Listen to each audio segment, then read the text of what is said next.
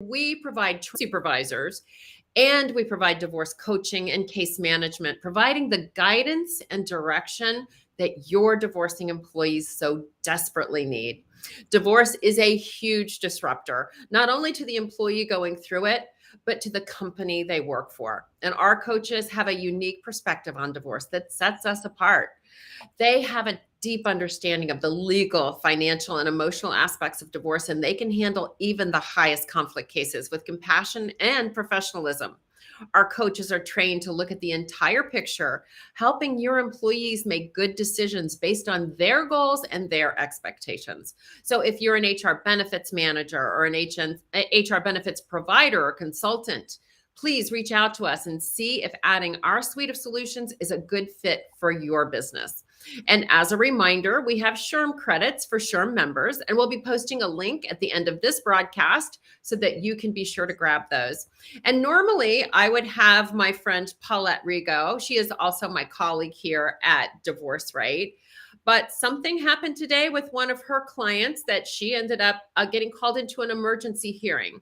So the reason that I wanted to share that with you is to let you know that that's the kind of effort that we put in to your employees. If they need us at their courtroom, we will be there and stand beside them and lock arms with them. So make sure you reach out to us and let us know. And today we're going to be talking about anxiety. It is a side effect of divorce and it impacts your employees at their work. And today we're going to be giving you some tips to help them manage it with our very special guest and my lifelong friend, Stephanie D'Alfonso. So let me tell you a little bit about Stephanie. Stephanie D'Alfonso is an anxiety expert. She's an integrative hypnotist, speaker, and author. Our traditional approaches to stress, anxiety, and sleep issues are no longer enough. And because of her own struggles with anxiety and sleep issues, Stephanie has spent over 20 years researching anxiety and how it affects every part of our life. She has compiled 35 of the techniques in her book, Goodbye Anxiety, Hello Freedom, which I happen to have bought for both of my kids several years back. And it has been a huge benefit to them. She teaches resilience as a skill that can be learned, practiced, and incorporated into daily living. Welcome, Stephanie. Thank you so much for joining us today. Oh my gosh, Vicki, when you say lifelong, I mean, you and I have been for a very long time. And it's a testament to technology and social media that through the geographical distances, we're still here. It's awesome. It's awesome. I'm so happy to have you here because that book that you wrote is easy to read. It is filled with amazing ideas, thoughts, and techniques, tips to get past anxiety. And speaking of anxiety, divorce is nothing but a big old ball of anxiety. I say that divorce is uncertainty, and that uncertainty shows up in a very anxious way. So to start us off, Steph, how can HR managers identify their employees who may be struggling with anxiety? What does that look like? So first of all, I really think that it comes down to looking in the mirror because we have to take care of our emotions and learn how to manage our emotions and learn how to respond to whatever's going on instead of react.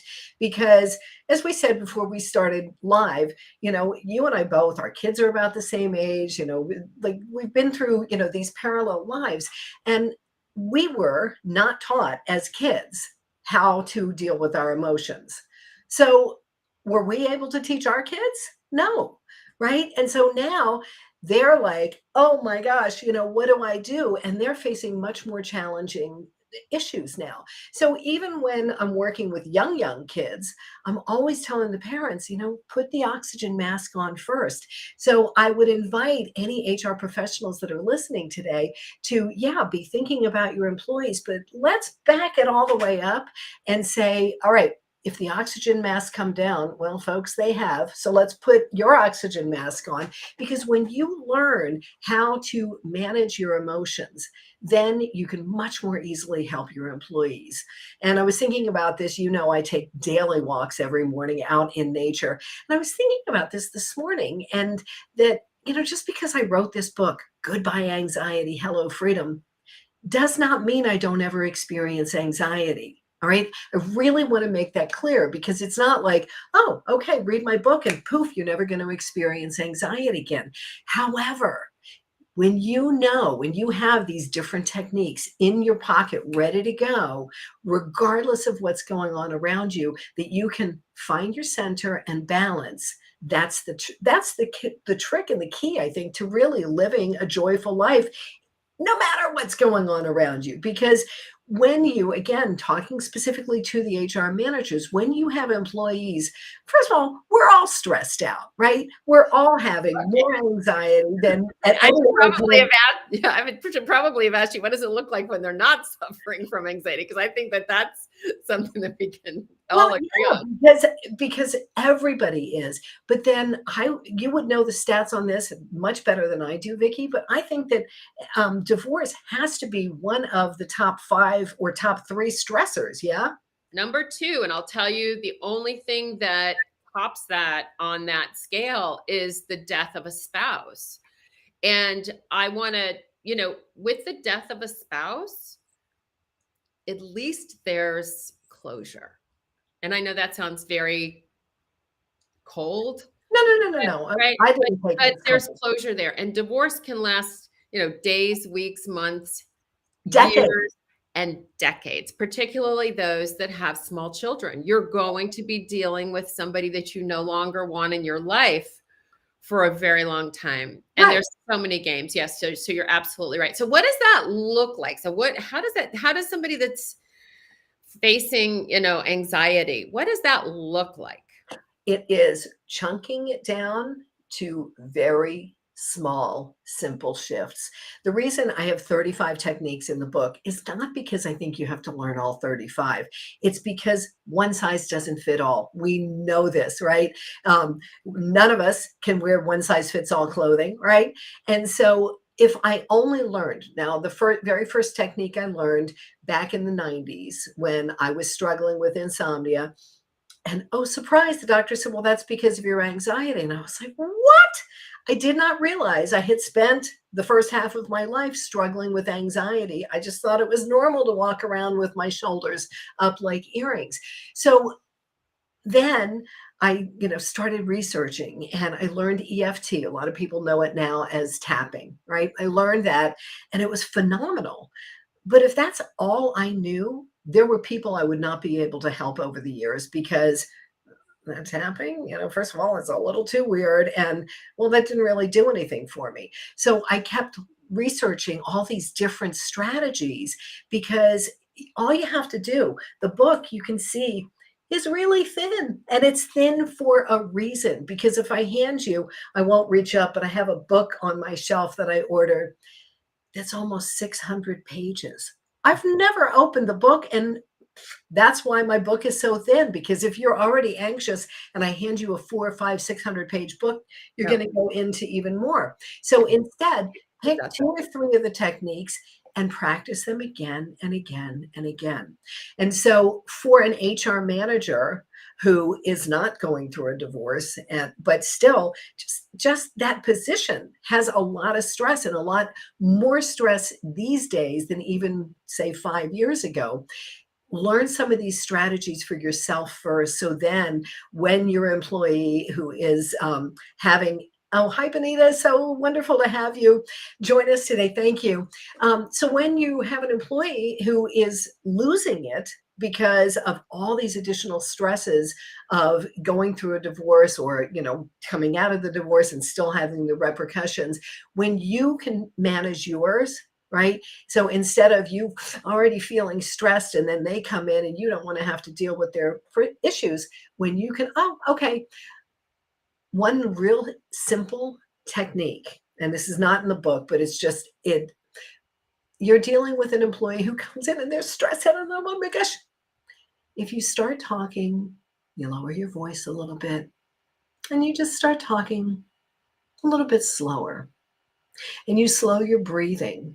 It's called pacing and leading. And so, first responders do this as well. You come upon somebody and they're so upset.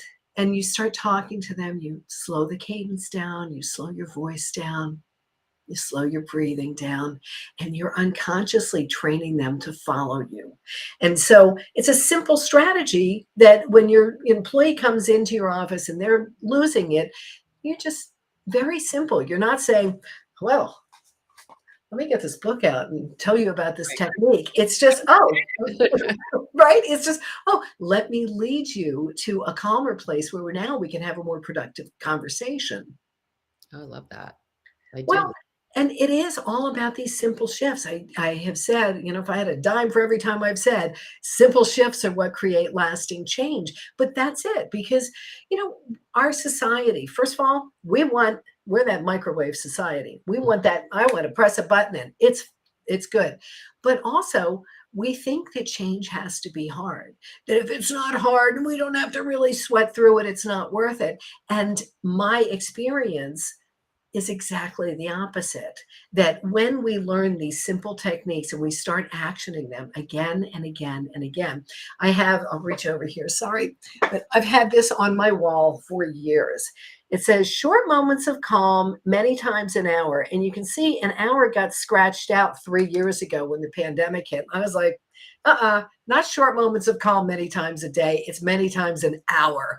Because when we offload that stress throughout the day, then it gives us a chance to keep more of that balance and be responding instead of reacting.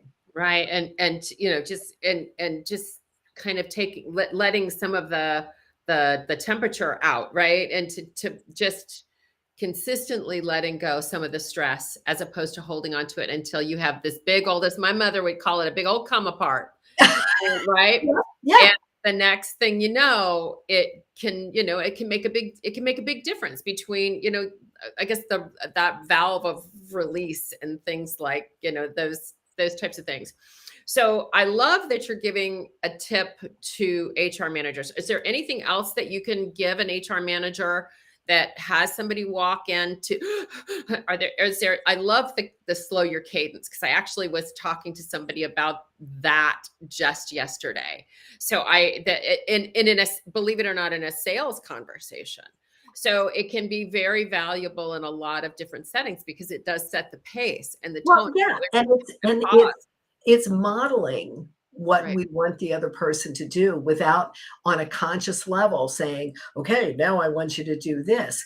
But if you do want to take it that extra step where it's not quite so subtle, it can be as simple as, oh, can we this is how I love to start all my sessions with clients. I set my timer for 1 minute and we have a good minute. Like, I'm not saying, oh, let's do a minute of meditation, or it has to look like this, or has to look like this. It's, hey, whatever that good minute is to you.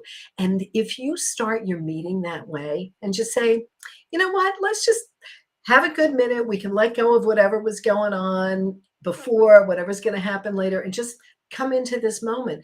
When you take that good minute, and I have no surprise to anybody who knows me, I have my little thing to set to it like a Zen bell chime that just goes ting ever so gently to signal the end of the good minute. But when we get that good minute, now we've landed in the moment, and now we can have a more productive conversation with that employee, as opposed to, they come in like this. Where do you go with that? It's really hard to have a conversation with somebody who is in that extreme react mode. And for Pete's sake, I don't know. You and I know a lot of people who have been divorced. I don't know anybody who said, oh, yeah, it was a breeze, right? It's not. Right. Yeah. No, it rarely happens. And if it does, there's something else going on there. Yeah, there might be a little something behind the curtain there. Yeah. Divorce is filled with nothing but anxiety. If it's filled with anything, that would be the number one. So I love that. So there's 2 strategies there already for the HR manager. So let's open your book. Why don't you just flip to a page and let's talk about something fabulous that are there we go. Okay. Let's just and open up a page and let's talk about some of your tips and techniques. Okay. One of my favorite breath techniques to teach, because it's one of my clients' favorites, is called square breathing. And you may have heard of it. You may have learned about it in a yoga class. You may have heard it as box breathing. Even if you already know this, I'm going to invite you to come to this with a beginner's mind, because I used to be like, yeah, I know that. And I realized I was missing out on subtle nuances. So even if you've already experienced square breathing, play with us anyway, because you might find, oh, this is a little better than I thought it might be. And literally, I've said on many shows like this, oh, this is one of my clients' favorite. My husband was watching, Michael, who you know, was watching one time, and he came downstairs and he goes, that's my favorite breath technique you teach as well. So it's so simple. It's called square breathing because we're breathing around a square. And you can trace it like I'm doing. I'll do it in the air just to show you, but you can trace it on a desk or a tabletop in front of you. Or this is brilliant. If you're at a desk or you're at a conference table, you can trace it on your leg. Nobody knows what you're doing. So breathe with me. As we breathe across the top, we're going to breathe in, 2, 3, 4. Hold, 2, 3, 4. Out, 2, 3, 4. Hold, 2, 3, 4. In, 2, 3, 4. Hold, 2, 3, 4. Out, 2, 3, 4. Hold, 2, 3, 4. And you can continue this. You can do this, as long or as short as you want.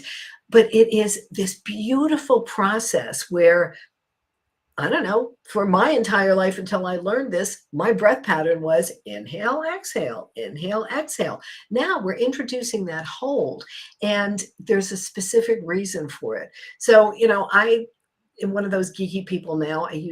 You talk about research, I'd be like, I don't want to know about it. But now, I know about the research, and it's like, let me share that. So the reason this works so well is there's that pattern interrupt of holding your breath, but also when we do that, we're stimulating the parasympathetic nervous system, which is like a cozy down blanket. That's the rest, digest, and relax nervous system. So by doing this, and again, it's not something, you're not sitting at a meeting and tracing a square in the air, but you can just focus on your breath and do that without it being something where somebody's going to be like, oh, what are you doing? So whether you are the employee or the HR manager, you can do this square breathing. Ideally, I would love to see HR managers who know these techniques, who learn these techniques, and then do them with all the employees so that it's a norm where, okay, somebody's getting really stressed and anxious, or they come in and they're like, oh my gosh, you can just really, remember we talked about the square breathing. How if we just do that for a couple of rounds and calm everything down? Right? So it's really, this is why there's all the different techniques, because it's like a smorgasbord. Like, here's all these different techniques. Now let's find which are the ones that are going to work best for you, that you can just keep in your pocket. So no matter what's going on, if you wait, and this is why I'm like, you have to do these, you have to practice and take action, but none of it, it's not like, I'm not saying, meditate for 20 minutes in the morning and meditate again 20 minutes in the evening. That was how I was introduced to meditation. I was like, nope, I'm out of here, right? But to take a couple of, what did that take? Less than a minute to do 2 rounds of the square breathing? It's so simple. So from an HR manager's perspective, it's, again, put your oxygen mask on, learn some of these techniques, because, hopefully you're not going through a divorce, but even if you're not, you're still having anxiety just because of the world we live in. So when you learn to put your oxygen mask on, first of all, you now will be coming to an anxious employee without you being anxious and hyped up and ready to react, and you'll be able to better respond to them. Yeah, that's interesting. I love that you have the science behind that too, with the sympathetic nervous system. What are some others? I love that you had the research. So give us a couple more that are really I know Okay. I did that because now I'm Okay. going do it.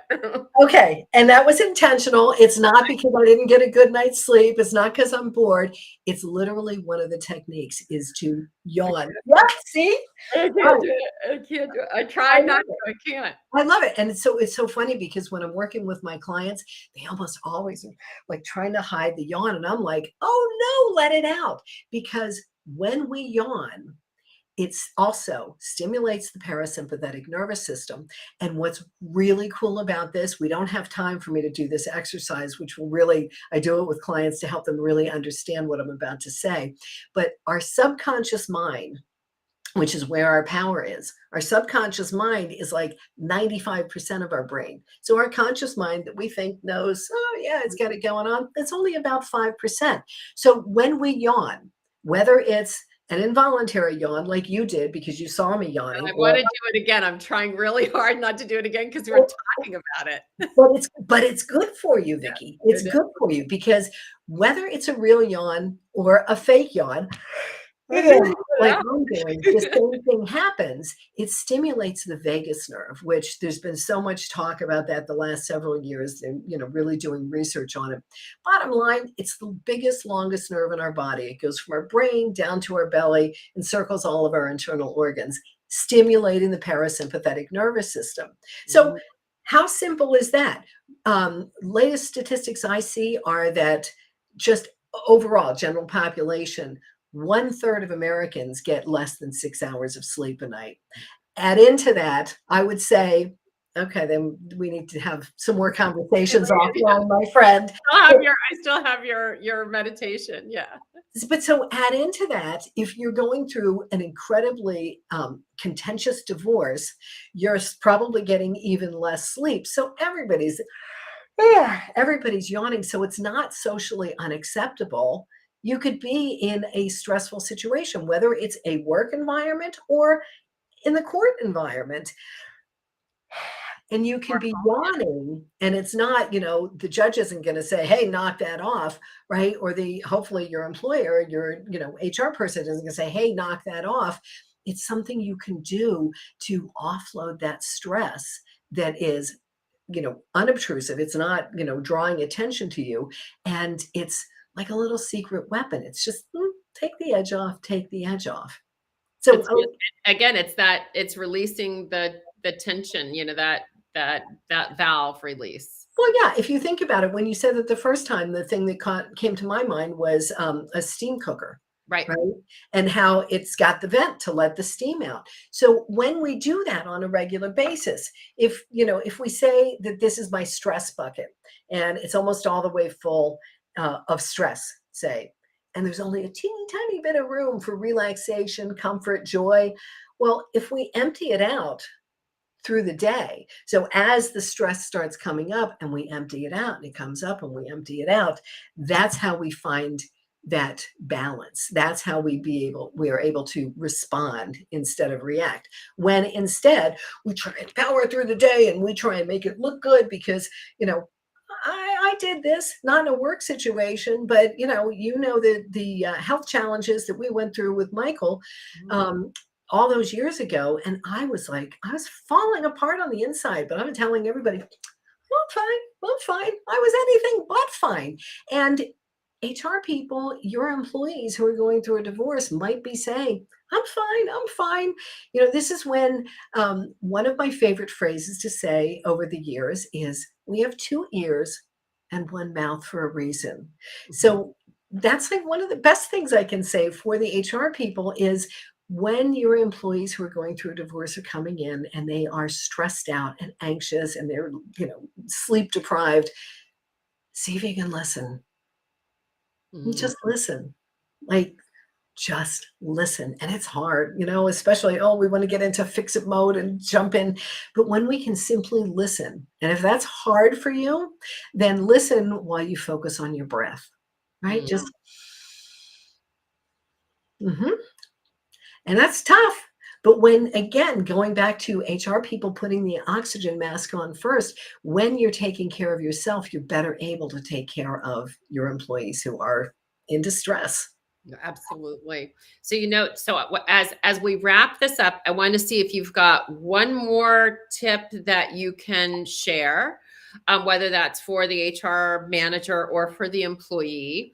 And then I want to talk, we'll wrap this up with how important this is for employers and what this can do to the staff. So give us one more, and then we'll talk about why Do you have a water bottle? bring this Do in. you have a water bottle, or do you have an open glass? I have an open glass. Okay. Do you have something that is not spillable? Something you can just. Yeah, I can't do that, but that's okay. But I can That's have all right. No, because no, don't use your phone. Don't use your phone. That's the last thing I want you to do. Okay. Put your hands in front of your heart and swing one hand out and bring it back, other hand out and bring it back, and keep doing this. And I'll share what you love. I'll share the science behind it, right? Because it's like, all right, there's a reason for this. This is called crossing the midline. And obviously, we're crossing the midline of the body. What's much more important is by doing this, we're crossing the midline of the brain. So we're activating both the left and the right sides of the brain and bringing balance to it. So we can do this so simply, right? I usually have a tennis ball to show, but most people don't have a tennis ball hanging around on their desks. But if I was to say, if I had started this saying, Vicki, think about something really stressful, give it a number from 1 to 10. And then we do this for just a short amount of time. I'll say, okay, now check in. Think about that same situation. What's that number now? It'll be dramatically lower. Really? Right? It's incredible how something this simple, because I talk about this in the book so much. Well, here's another one that looks so simple, but don't discard it, because the simple things are what works. So simple. So simple. Oh, excellent. Thank you, Benita. Thank you so much for joining us. Right. I mean, it's crazy how something so simple like that can neurologically make a difference in the lives of everybody that tries these techniques. Well, and that's why I get on my soapbox about it, because it's my life's work is to say, okay, this doesn't have to be hard. This can be simple. And so what I want to recommend to anybody and everybody that's out there, consider bringing this to your employees as a way for them to manage their anxiety. If they had access to something like this on a regular basis and can talk to Stephanie on a regular basis, imagine what would happen to their anxiety. And so one more time, hold up your book so that everybody can know. The name is Goodbye Anxiety, Hello Freedom by Stephanie D'Alfonso. I have 2 copies of it, and I highly recommend it to all of you. I am now going to put our SHRM conference, our SHRM CEUs in the link into our chat. So if you are a member of SHRM, please get your credits each and every month. We do these things. Next week, we're going to be talking, because this is Mental Health Awareness Month. We are going to be talking about mental health for your employees, making them better. Next week, we're going to be talking about rebuilding after the stress and grief and anger and resentment of divorce. So we're going to be talking about that next week with a gentleman by the name of Will Lamone. So if you have some opportunities next Thursday, join us here on LinkedIn Live as we try and help you help your employees get through it. And so lastly, Steph, I'm going to give them your website, ibringcalm.com. for anybody that wants to reach out. Yeah. And if you go to that, what you get are 5 of the 35 techniques from my book. Free. Just put your email address in and you'll have 5 of the techniques to start playing with. And again, you don't even have to learn all 5. Pick 2 or 3 and practice, practice, practice. And then practice some more. I love it. Well, thank you. Thank you, Steph. Thank you, everybody, for being and joining us today. If there is something that we can do to help your employees that are going through the trauma of a divorce, please let them know about us. Please reach out. We're happy to have a consultation with you to talk about what is going on behind the scenes, behind the employees that are struggling through a relationship breakup. So I look forward to helping you, and we'll see you next week. Stephanie, I love you. Thank you so much for doing this. Mwah! Bye for now, everybody.